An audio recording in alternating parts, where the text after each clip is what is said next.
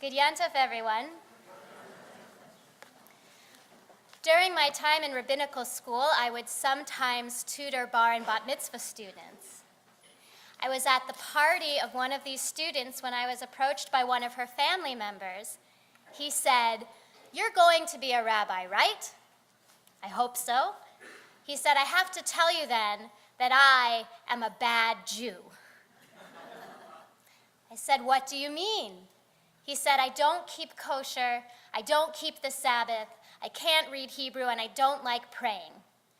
But," he said, "I am a physician, and once a year I spend a month in Central America, and there I help children who can't get medical attention otherwise." And with all of the multiple years of training I'd had in pastoral care, I said to him, "Well, I think that makes you a good Jew. Could you pass me a slice of cake?" I missed the mark. I missed the mark to engage him in an opportunity about what did he mean, what was really bothering him. I think he was alluding to the fact that mitzvahs can be split into two kinds of categories. Some of them are very practical, feed the poor.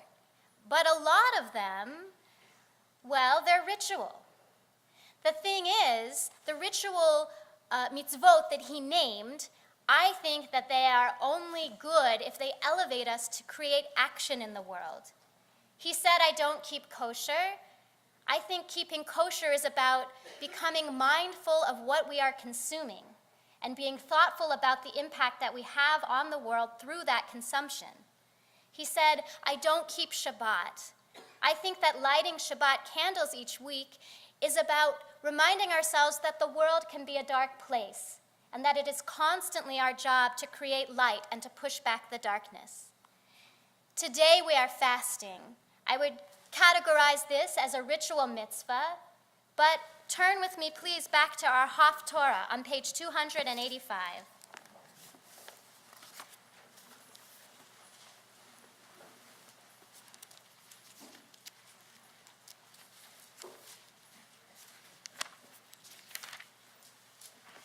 Here are the words of the prophet Isaiah.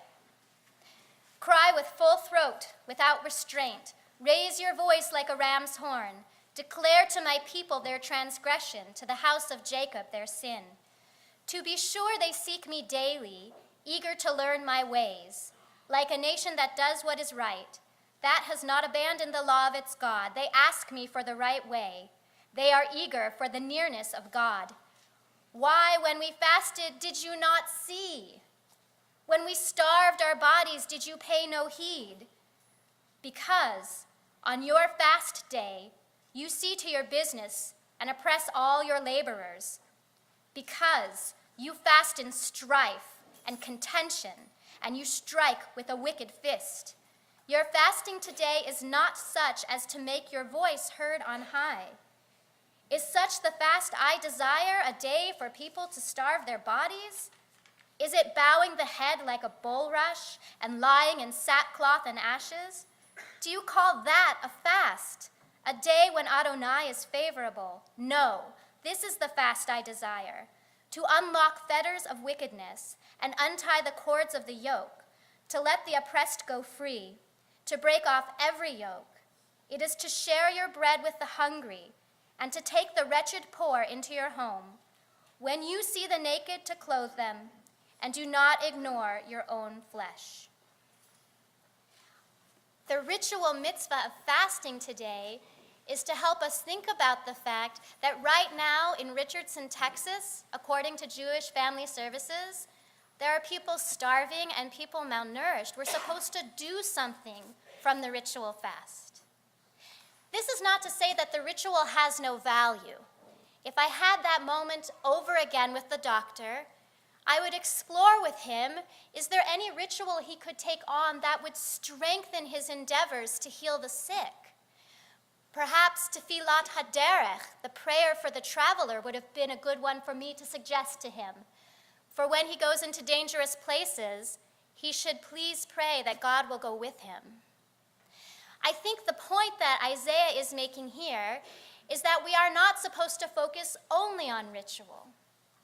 In the Gemara, we learn the story of Rabbi Shimon bar Yochai. He got himself into a little bit of trouble with the Roman government by making some very nasty and public comments about them, and he needed to flee the Roman authorities. So he and his son went into the wilderness and hid in a cave. And while they were in that cave, they buried themselves up to the neck. So if you're looking at this in literary terms, he's a giant floating head. All he can do is ritual. And we're told that he was sustained by one carob tree for 12 years. Right? He wasn't eating and drinking a lot. He was not into the material world or the world of action. And what did he and his son do? The ultimate ritual mitzvah. They studied Torah for 12 years. At the end of the 12 years, he comes out of the cave, and the first thing he sees is a farmer tilling the land. It does not get more physical than that. But Rabbi Shimon bar Yochai is very offended. He can't see the potential mitzvahs in this farmer's act. Perhaps the farmer is growing food for the hungry. Perhaps the farmer is going to engage in the Shemitah year, the 7th year where we let the land lie fallow and regenerate itself. But he doesn't see any of that, and I'm not making this up. His eyes began to burn with anger, and they grew so hot that he burned down the farmer's crops. And a voice came down from heaven and said, "Do you think that I let you out of the cave so that you could do this to my creation? You have learned nothing. Go back." So he spends another year in the cave engaged in Torah study, and when he comes out this time, he sees a man gathering twigs, and it's right before Shabbat. And instead of starting to wonder how someone might carry on the Sabbath and violate the law, he decides this time to ask him what this action means, how this is leading him to further ritual engagement, and how it will draw him close to God. And the man responds, "Well, I'm gathering myrtle branches. They have a nice fragrance. I'm bringing them to my home to honor the Sabbath. I have 2 of them, one for the teaching in Exodus, Zachor et HaShabbat, remember the Shabbat, and one for the teaching in Deuteronomy, Shemor et HaShabbat, guard the Sabbath." He got it this time. I think, though, that for many of us, ritual is hard to understand. And we are children of the Jewish theology of Na'aseh v'nishma. Do it and then understand it. These were the words that we spoke to Moses and God at Sinai.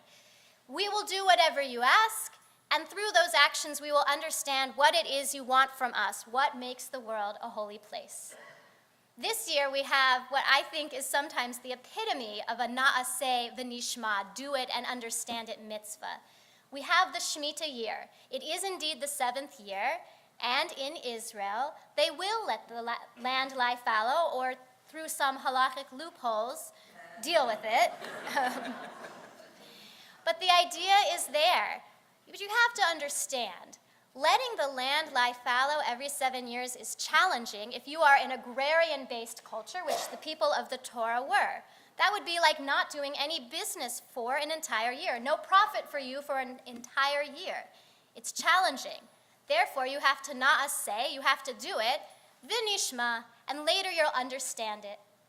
Rav Kook, who was the first Ashkenazi chief rabbi of Israel, explained it beautifully. He said, "It allows you, by taking a step back, to shake off dust that has collected on your soul and reveal the light that's truly shining there. By forcing yourself to give up ownership, you see everyone as equal, and you grow in your compassion."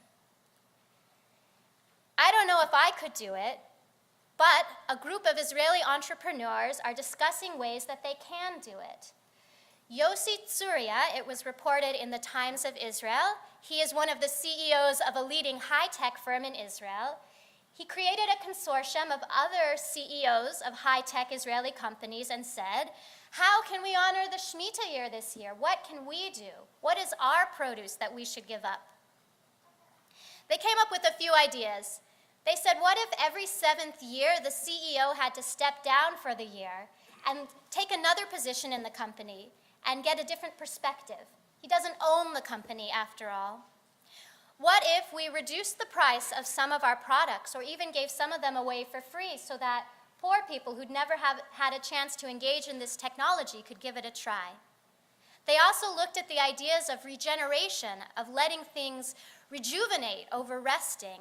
They said, what if we shut off company email except during business hours, and tried to help our employees restore their work-life balance? And they also wanted to get at the more serious nature, the opportunity that's offered during Shemitah to say, what are we actually doing with our company? Are we addressing hunger, clean water, better energy, education for everyone? And so this consortium of CEOs, it's not a perfect system. I'm not saying that they've all emptied their bank accounts, right? That's not realistic. But they are trying to honor the Shemitah. They are trying to do action, naaseh, so that they can nishma, understand what a holier world would look like. I think one of the challenges of mitzvahs like the Shemitah year is it's overwhelming, and we throw up our hands and we say, how am I supposed to really do that? How am I supposed to make sure this year that no one in Richardson is hungry? And we get discouraged. Rabbi Tarfon taught in Pirkei Avot, you are not obligated to finish the task, neither are you permitted to cease from doing it. There was another news story that I ran across. This one was a blog by John Sussel. He is a reporter for Fox News. Earlier this summer, President Obama was lambasted for making a comment that the world is better educated, healthier, more tolerant than it has ever been. And a number of people criticized the president and said, are you crazy? Are you not experiencing the war in the Ukraine and the Ebola outbreak and the trouble in the Middle East? What do you mean the world is a better place?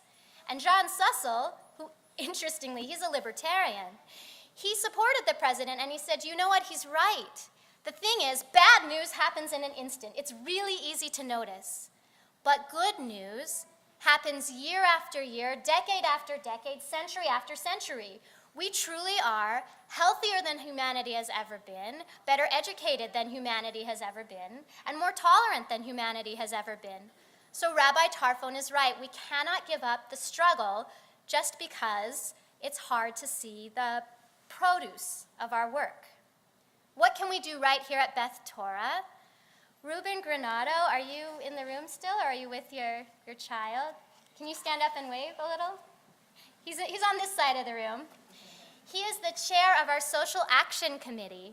He's been helping to organize Project Isaiah today. We're doing a coat drive this October. We're getting warm coats for those in need for the winter. Of course, there is Karen Lehner Mitzvah Day, and he has many other ideas. So if you'd like to get involved in making the world a better place, he's a good starting point. I want to close with words by Abraham Joshua Heschel about this tension between action and ritual mitzvah. Life passes on in proximity to the sacred. And it is this proximity that endows existence with ultimate significance. In our relation to the immediate, we touch upon the most distant. Even the satisfaction of physical needs can be a sacred act. Perhaps the essential message of Judaism is that in doing the finite, we may perceive the infinite. Gemar Chatima Tova.